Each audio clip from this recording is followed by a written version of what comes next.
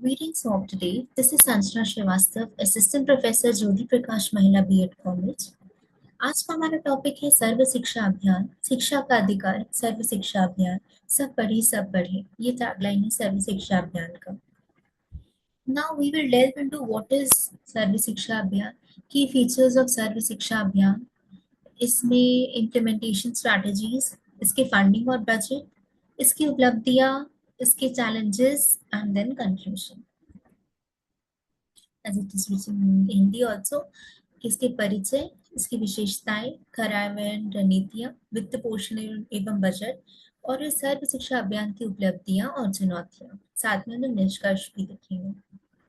सर्व शिक्षा अभियान 2001 में आया था गवर्नमेंट ऑफ इंडिया के द्वारा और ये एक बहुत ही बड़ा प्रोग्राम है जो कि सार्वभौमिक शिक्षा प्रदान करता है elementary education को, प्राथमिक शिक्षा को across the country.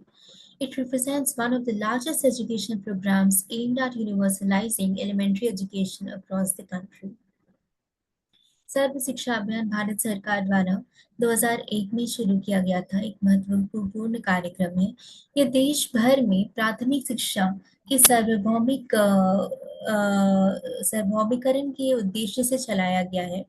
सबसे बड़े शैक्षिक अभियानों में से एक है। इसका मुख्य लक्ष्य, now यहाँ पे it is important to highlight that it is almost 6 to 14 years of students that we are talking about. इन सभी बच्चों को फ्री एंड कंपल्सरी एजुकेशन, निःशुल्क और अनिवार्य शिक्षा प्रदान करना तथा शिक्षा की गुणवत्ता में सुधार लाना सर्व शिक्षा अभियान का मुख्य ऑब्जेक्टिव है। Alright. So universalisation of elementary education, elementary education वो सभी बच्चे जो 6 से 14 वर्ष की उम्र के बच्चे हैं, 1 to क्लास 1 to क्लास 8, उन सभी का सार्वभौमिकरण ऑफ एलिमेंट्री एजुकेशन कि उन्हें फ्री एंड कंपल्सरी एजुकेशन हम लोग को प्रोवाइड करना है, फ्री निःशुल्क और अनिवार्य शिक्षा प्रदान करना है इन सभी बच्चों को। इससे क्या होगा?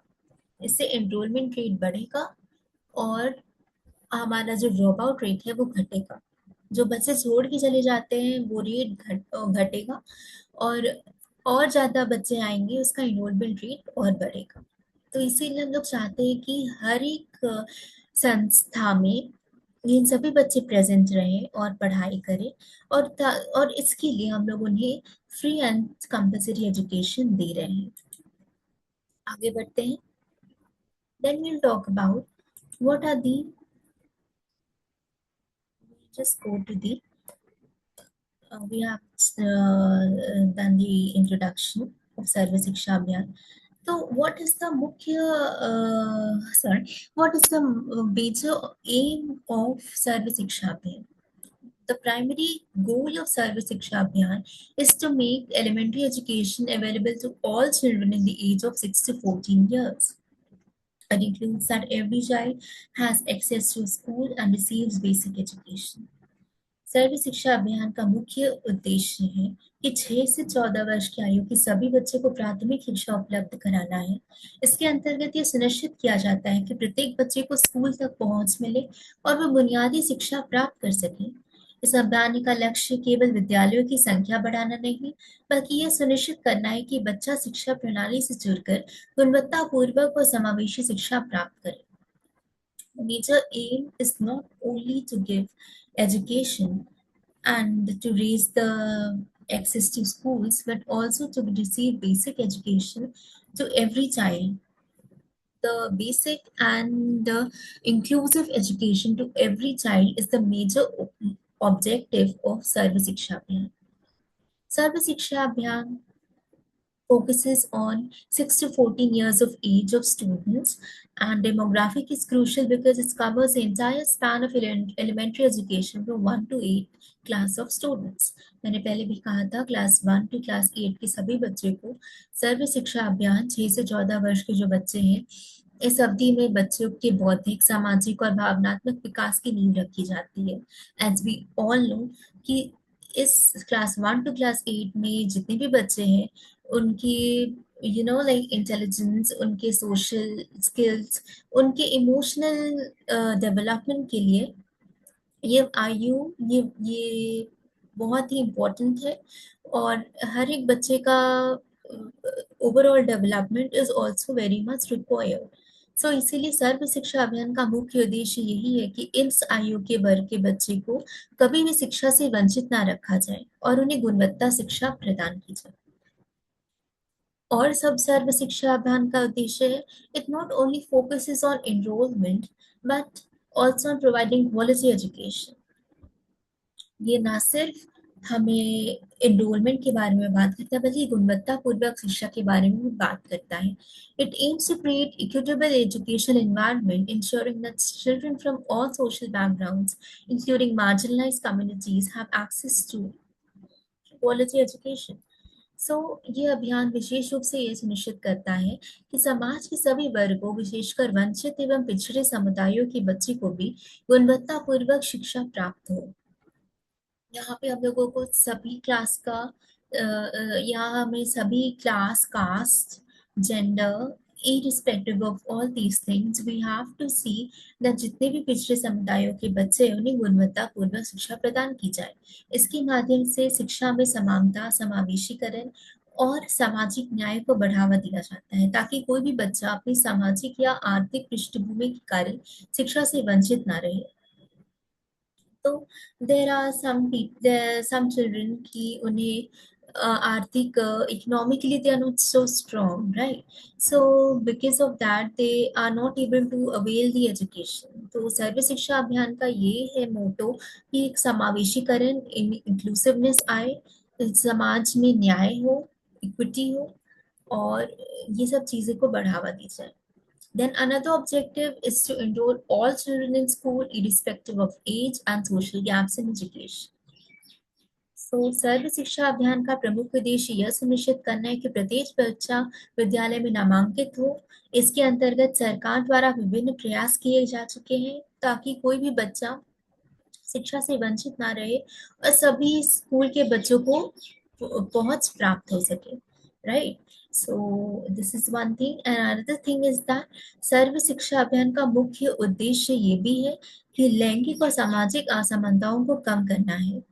जैसे बच्चे बालिकाओं को ज्यादा हम लोग शिक्षा प्रदान नहीं करते थे, लेकिन अब ऐसा नहीं है। अब अनुसूचित जाति, जनजाति, हर वर्ग के बच्चों को शिक्षा प्राप्त का प्रयास किया जा रहा है और हो भी रहा है। और Sarva Shiksha Abhiyan has turn out to be a big milestone in India. Another objective is that beyond enrollment, Sarva Shiksha Abhiyan focuses on retaining children in the education system until they complete the upper primary age. So एक बहुत important चीज है हमारा retention। Retention is very much important कि हम लोग इन सभी बच्चों को क्लास 8 तक रोक के रखें। मतलब until they complete the education, we should ensure that these children complete at least class 8। इसके लिए क्या होगा? सर्व शिक्षा emphasizes the importance of quality in education। So this will improve the elementary education in India, as it is mentioned over here also। that सर्व शिक्षा अभियान केवल बच्चों के नामांकन तक सीमित नहीं है, बल्कि ये सुनिश्चित करना कि सभी बच्चे शिक्षा प्रणाली में बने रहें और उच्च प्राथमिक स्तर की शिक्षा को पूरा ना कर ले तब तक उन्हें ड्रॉप आउट नहीं करना है, और ड्रॉप आउट दर भी इससे कम होगा और निरंतर शिक्षा से जोड़ कर रखेगी ये चीजें। अब हम लोग आएंगे कि ये रणनीतियाँ क्या-क्या है जिससे हम लोग सर्व शिक्षा अभियान को हम लोग इम्प्लीमेंट कर सकते हैं। तो सर्व शिक्षा अभियान focuses on building new schools, upgrading existing infrastructure to ensure that every child has access to nearby schools। तो हर एक बच्चे को एलिमेंट्री एजुकेशन प्रोवाइड करने के लिए सर्व शिक्षा अभियान फोकस करता है कि नए स्कूल्स बने, उनका अपग्रेडेशन हो, और इन एग्जिस्टिंग इंफ्रास्ट्रक्चर का जो भी स्कूल्स हैं, कॉलेजेस हैं। आपने ऑपरेशन ब्लैक बोर्ड के बारे में सुना होगा कि सभी बच्चों को एक बेसिक इंफ्रास्ट्रक्चर प्रोवाइड करना है और ये देखना है कि फिनेंशियल बर्डन नहीं हो फैमिलीज को, ताकि स्कूल अटेंडेंस पूरा हो सके और फ्री टेक्स्ट बुक्स और यूनिफॉर्म स्टूडेंट्स को मिले। जिससे ये सारी स्ट्रैटेजीज है जिससे क्लास में बच्चे की उपस्थिति ज्यादा से ज्यादा बढ़ेगी, ड्रॉप आउट रेशियो कम होगा, इनरोलमेंट रेशियो बढ़ेगा. Teacher quality is a critical factor in the success of SSA. So the program includes regular training, professional development of teachers to enhance the teaching skills and methodologies.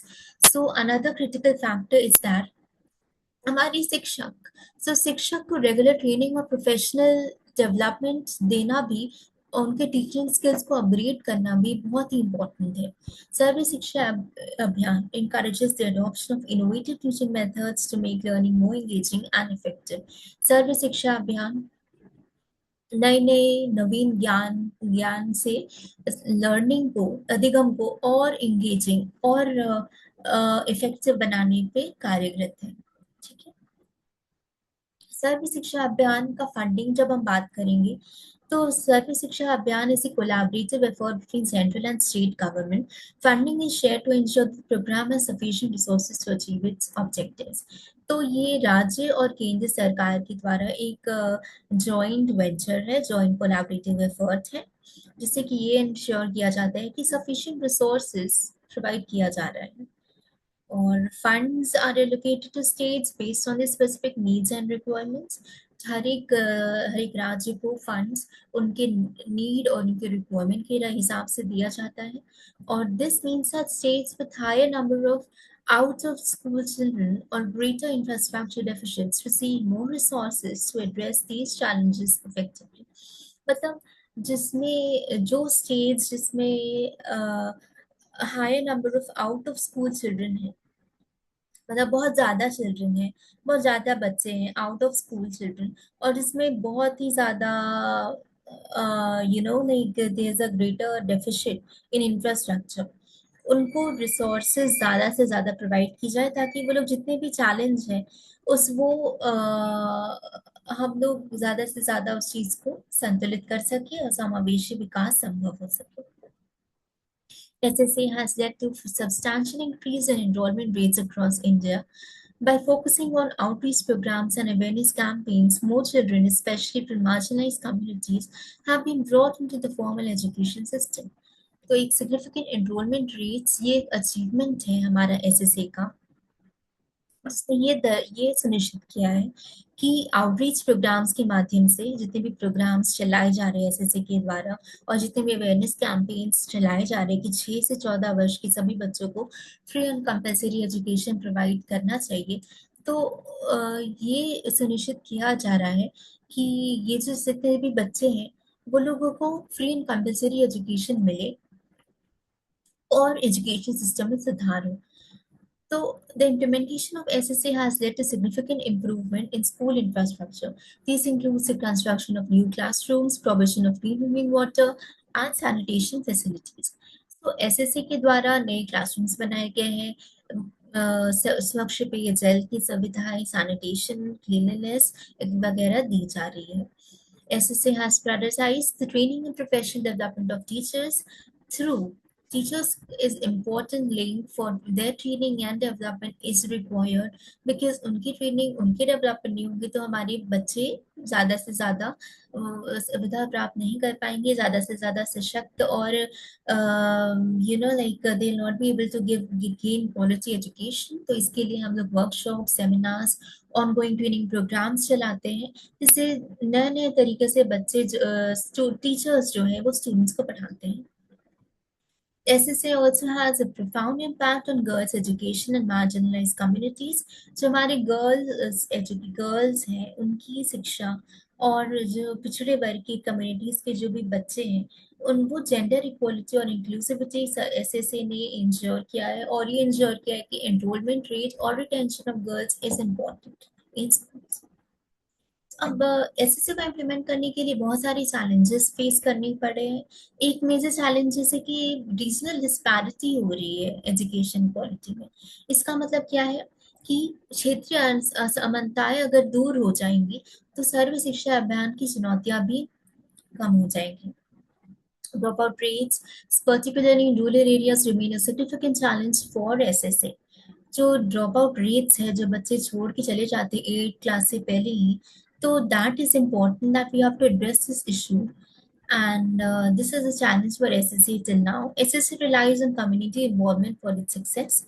तो जितने भी community है उसके proper involvement, that is also important. And infrastructure and resource constraints pose practical challenge to the effective implementation of SSC. कुछ जगह पे resource constraints हैं जहाँ की इंफ्रास्ट्रक्चर नहीं प्रोवाइड कर रहा हो पाता है, तो ये एक पर्टिकुलर चैलेंज है एसएससी के लिए.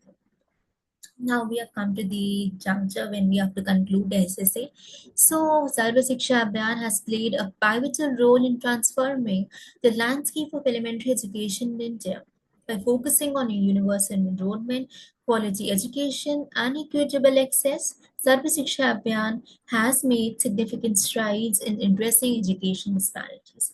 सर्व शिक्षा अभियान ने भारत में प्राथमिक शिक्षा के परिदृश्य को बदलने में एक महत्वपूर्ण भूमिका निभाई है.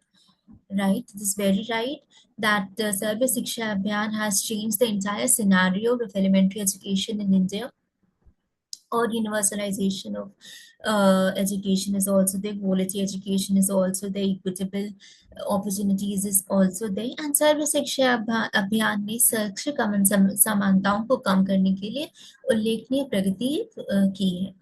So thank you so much for today's lecture, today for joining me today, and there are more to come. So today's topic was Sarva Shiksha Abhiyan. To conclude, I will say that Sarva Shiksha Abhiyan has particularly been a joint venture between central and state government, which has provided universalization of elementary education in India. It has been a major success program, and the objectives we have studied the implementation strategies. Then we have also studied the funding and budget. So what are the achievements of SSA, what are the challenges it has faced, and to conclude, so I would like to say that it is one of the major milestone of uh, it is a major milestone of India, and Sarva Shiksha Abhiyan serves to bring quality education and elementary education in India. And do not forget that this is for 6 to 14 years age of students. And from class 1 to 8, that and dropout ratio and enrollment ratio, this has to be ensured properly. So thank you for today's class, and there are more to come. Thank you.